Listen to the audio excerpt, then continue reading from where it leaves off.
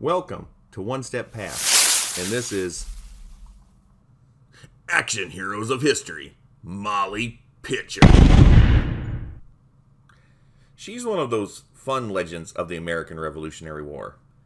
Like so many people from history, truth has been married with fiction for so long that we are left with mostly myth. Molly Pitcher was a real woman, however, and she has an interesting story to tell. More than one Molly?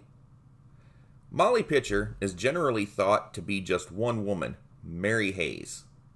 However, some people think the character is an amalgamation of different women, including Mary Hays, Margaret Corbin, Deborah Sampson, maybe more. To be sure, their life experiences do tend to overlap. Mary Hays, however, is the primary inspiration for Molly Pitcher. Mary Hays. The woman who would become best known as Molly Pitcher was born Mary Ludwig to a poor family.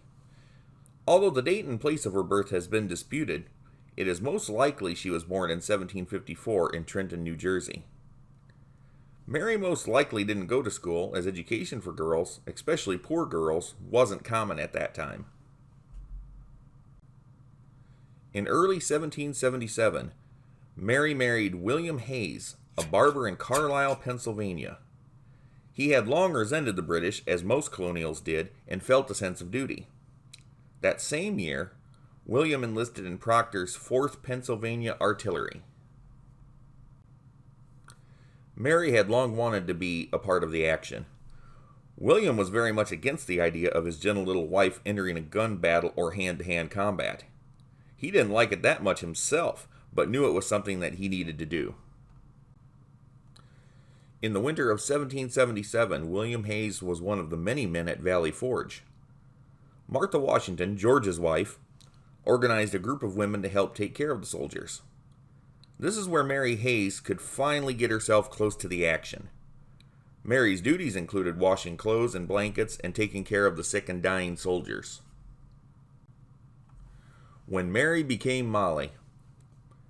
In March of 1778, the Continental Army was trained by Baron Friedrich Wilhelm von Steuben. The colonists needed help, and von Steuben helped make them a professional fighting force. While husband William was learning to become a better artilleryman, Mary was one of the people assigned as water carriers. This water wasn't just for drinking, it was also needed to soak the sponges used to clean the cannons. Mary preferred using pitchers to the customary heavy buckets. The lighter weight helped her move around faster, and it probably helped save her life on a number of occasions as cannonballs and musket fire filled the air. Back then, Molly was a nickname for Mary, much like Dick is for Richard, or Betty is for Elizabeth. Whenever the troops needed water, they would shout, "Molly! Pitcher!" and she would come running. Eventually, people would just call her by that name. Molly's finest hour. The Battle of Monmouth is where Molly Pitcher hit her stride. It started on June 28, 1778. Monmouth was a little town in New Jersey, but this would prove to be a memorable battle. The weather was extremely hot, and water would be very important this day. Just before the battle started, Molly found a spring to serve as her supply. Today there are 2 places on the battlefield marked as the Molly Pitcher Spring. In the early part of the day, Molly spent much of her time carrying water to soldiers and artillerymen. Most of that time, she was under heavy fire from British troops. In a lot of versions of the story, her husband William was killed in battle. We know this isn't true. William lived for a while after the Revolutionary War ended. What we do know is that William collapsed during the battle. He was either wounded or suffering from heat exhaustion, or both. William was carried off the battlefield, and Molly took his place at the cannon. Molly had wanted to be a part of the action, and this was the chance of a lifetime. She had been watching how the men operate cannons for a long time, so she knew how to do it inside out. Molly continued to swab and load the cannon using her husband's ramrod. The cannon would then be fired, blowing the British to kingdom come. Standing beside a cannon was not any less risky than running around it. At one point, a British cannonball flew between Molly's legs and tore off the bottom of her skirt. Allegedly, Molly said something to the effect of, "Well, that could have been worse," and continued to load the cannon. It didn't rattle her at all. The battle continued into the evening, but stopped when it got too dark. Although it was expected to continue the next day, the British forces retreated during the night and went to Sandy Hook, New Jersey.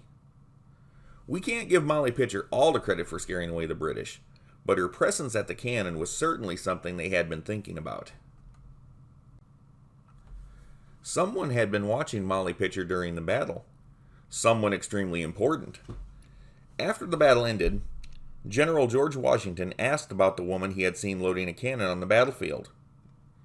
In commemoration of going above and beyond the call of duty, Washington issued Mary Hayes a warrant as a non-commissioned officer. She gained the nickname Sergeant Molly, which she used for the rest of her life.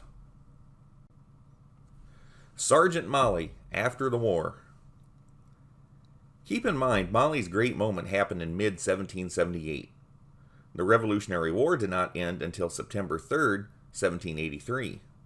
That's over 5 years of exciting adventures we know Mary and William had to share, but her shining moment would always be at the Battle of Monmouth. After the war, the Hayes returned to Carlisle, Pennsylvania. They had a son named John. Sadly, William died in late 1786, leaving Sergeant Molly alone with a very young child. It would be fair to say that Sergeant Molly's later years weren't entirely happy ones. In 1793, she married a man by the name of John Macaulay. He was another Revolutionary War veteran. However, this was not a happy marriage. Macaulay made gravestones for the local prison. He had a violent temper and drained Molly of her finances. William had left Molly 200 acres of land, and she was forced to sell it for a measly $30 due to Macaulay's misspending. What happened to John Macaulay? That is unknown to all but Macaulay himself and possibly Sergeant Molly. He just seemed to vanish from the face of the earth sometime between 1807 and 1810. Did he just leave? Was there foul play? Did Molly do him in? Would you blame her? Her name legally remained as Mary Macaulay. She continued to live in Carlisle. Sergeant Molly now earned her living cleaning houses and as an overall handywoman, a Miss Fix-It. She also cared for children and sick people. Molly was well liked by the town, but she swore like a soldier, a bad habit she picked up in the war. In 1822, the state of Pennsylvania gave Sergeant Molly an annual pension because of her service. She died 10 years later at age 87, or maybe older if you want to debate the year of her birth. Mary Macaulay was obviously well liked. Her grave in the old graveyard in Carlisle is quite impressive. There's a statue of Molly Pitcher there, with an actual cannon sitting in front of it. The legacy of Molly Pitcher. Molly Pitcher has been honored and commemorated over and over. There has been various merchandise over the years, including books, coins, decanters, dolls, and stamps. Perhaps the greatest honor given to her is the fact that she has been so heavily storied over the years. Some accounts are truthful, half-truthful, or almost entirely fictionalized, but she's never been entirely forgotten. The story of Molly Pitcher has been told to children in elementary schools. Although she was a real person, time and storytellers have done their part to make her a larger-than-life character like Paul Revere or much later figures like Calamity Jane and Annie Oakley. Some people almost think of Molly Pitcher as a tall-tale character like Johnny Appleseed or John Henry, but Mary Hayes was, in fact, a real person and a true action hero of history.